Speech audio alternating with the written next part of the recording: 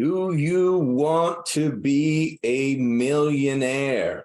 That is the question for today. Do you want to be a millionaire?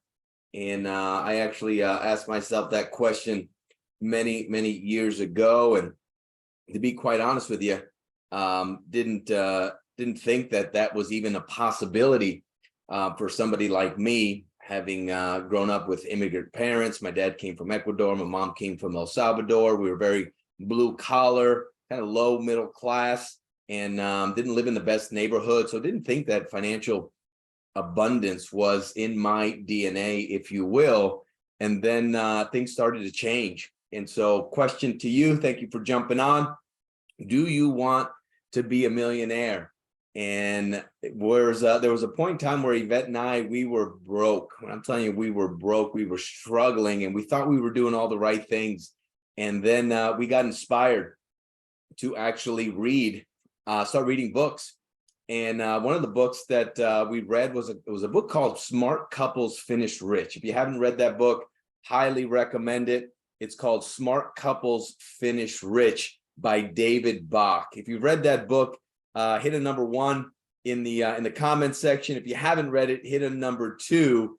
But that book changed my life because David Bach started sharing some simple strategies on how to go from being broke to being wealthy. And some of it was just simple things that kind of made sense, but sometimes common sense is not so common.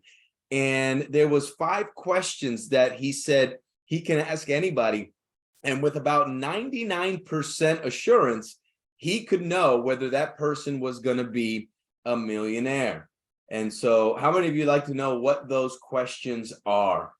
Right? Hit a number, put in the comment section, yes, if you'd like to know what those questions are, because it wouldn't make sense if you knew what the questions were and you knew what the answers were, what your answers were, that you'd be on your way to being a millionaire. Thank you, Susanna. I see you going to Michigan, rocking it out up there, travelpreneur.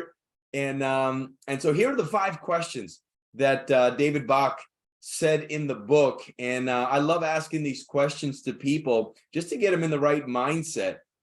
And the book's name is called Smart Couples Finish Rich.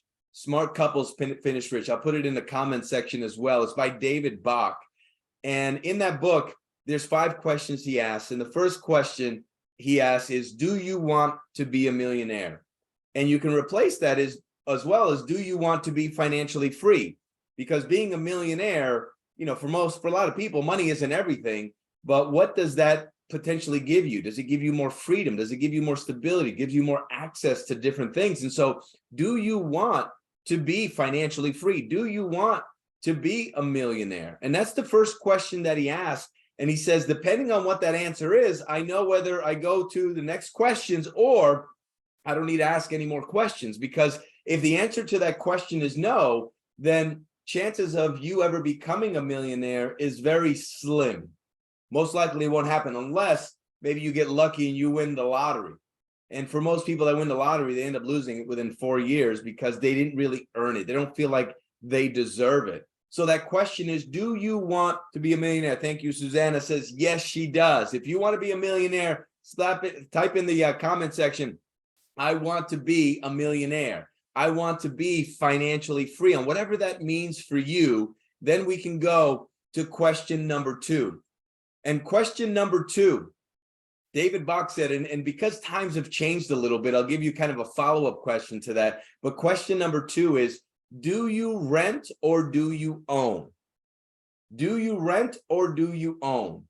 If currently right now you're renting your place of living, then chances are you might not be on your way to being a millionaire. Why? Because renting, you're not building an asset. You're basically paying, and every single month you're not building any equity. You're not owning anything at the end of the day. Not that doesn't mean that you can't be, especially in today's day and age. I know there's a lot of people, that's why I'm going to give you a follow-up question to that, but do you rent or do you own? Feel free to comment in the comment section. There's not right or wrong. Some people, they start off renting and then they eventually own. Some people own and then things happen and now they're currently renting. But just know, people that own their own home most likely That's just another piece of data on whether they're going to be a millionaire or not. So do you rent or do you own? And a follow-up question to that, which is still question number 2, because I actually know quite a few people that are very wealthy and successful that don't own their own home. They use their investment properties to pay, and they'd rather lease or rent, but they still have wealth. They just got a different strategy. So the follow-up question to that is, do you have multiple streams of income? Do you have multiple streams of income, or do you just have one stream of income? And that one stream of income, is it just your job? Is it just one business? Is it just one paycheck that you have your name on every single month? Or do you have multiple streams of income? Maybe you got a side hustle. Maybe you have investments. Maybe you have multiple businesses. Maybe you have a job and you have businesses. Whatever it is, multiple streams of income. Again, just another data point if you're on your way to becoming financially free. Number 3, he said, do you pay yourself first? Do you pay yourself first? Is question number 3. And if you don't know what that means, then chances are you're probably not doing it. And if you do know what it means, are you doing it consistently? And is it automatic where you don't actually have to think about it, that you have systems set up in place that every single month, every single time you get paid, a percentage of that goes to pay yourself first? And where does it go? Well, there's a lot of different options out there. Many of you know many of the options, but paying yourself first basically means paying yourself to build wealth for yourself, build long-term wealth. And it's a percentage of the income that you receive that goes, and you can't touch it. It goes into, let's say, call it your 401k. It goes into your pension. It goes into your deferred compensation. It goes into an investment or something that you don't pull out or have access to, and it starts to produce long-term wealth for you. So do you pay yourself first? One of the best ways Yvette and I have learned to pay ourselves first is through infinite banking concept, where imagine instead of going to get loans or credit cards or even home loans from the bank, and now you're paying them interest, wouldn't it be cool if there was a way where you can actually be your own banker, where you loan the money to yourself and now you actually are able to keep the money within your family? Infinite banking concept has been one of the greatest wealth building strategies that we've ever heard. And what's crazy is most people don't even know about it. And when I first heard about it, man, I flew to Alabama to meet Nelson Nash, the creator of this process, because it's not an investment, it's a system. And it really opened my mind up to how money really works. If money isn't flowing, then it's not growing. And there's certain places and things that you can do to start generating wealth and keep the money in the family by being your own banker. How many of you would like to be your own banker one day? One of the episodes, today is episode 5. One of the episodes, I'll actually be talking about infinite banking. For those that have never even heard about it, it's a valuable way of understanding how money works. But that's question number 3. Do you pay yourself first? Awesome. Thank you for commenting. And the next question, question number 4, he says, do you know your latte factor? Do you know your latte factor? What's your latte factor? Well, he basically shared a simple philosophy. As so many of us, we go out and we spend money on a regular basis. And a lot of times we don't even know where our money is going. And a simple latte, I know it's probably more today, but back then, let's just say you're on your way to work and you stop off at Starbucks before you go to work and you buy a latte. And that latte, let's just say it costs $5. And you do that 5 days a week. Every day you go to week, Monday through Friday, you buy a $5 latte. Well, at the end of the week, that's $25 you would have spent on just lattes. Doesn't seem like a lot of money, but if you multiply that over a period of a year, 4 times 25, there's 4 weeks in a month. That's $100 per month. You times that by 12, there's 12 months in a year. That's $1,200.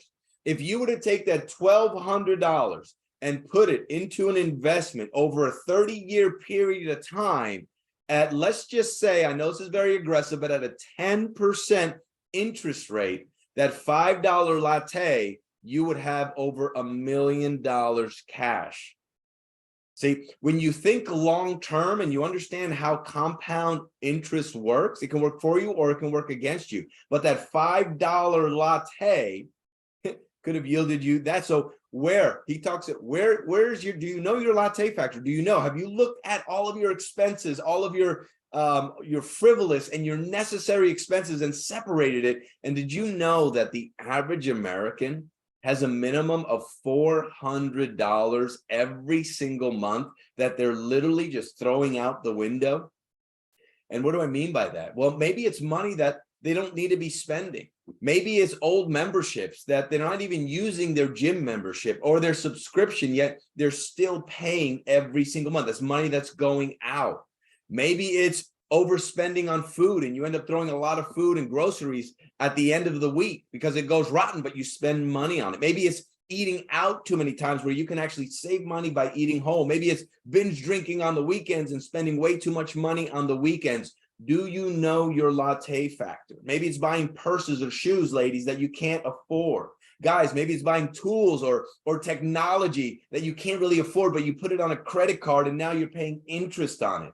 Do you know your latte factor? And this is something simple that you could do.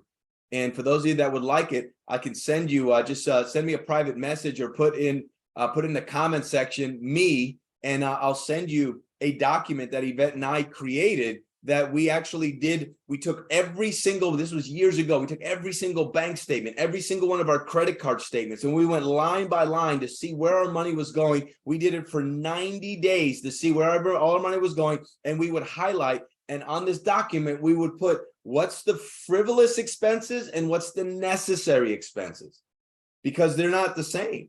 Necessary expenses are things that we need in order to live and survive and that we're responsible for. We have to pay our mortgage or else we're not going to have a home. We got to pay. If you use your cell phone, I mean, that's necessary for us because we also do our business on our cell phone. You got to pay your internet. You got to pay your bills. You got to make sure that the lights are on. Those are necessary, but then there's a whole bunch of frivolous stuff that you might notice if you go through this exercise of highlighting and knowing exactly where each dollar goes. I've heard it said, if you take care of the pennies, the dollars will take care of itself.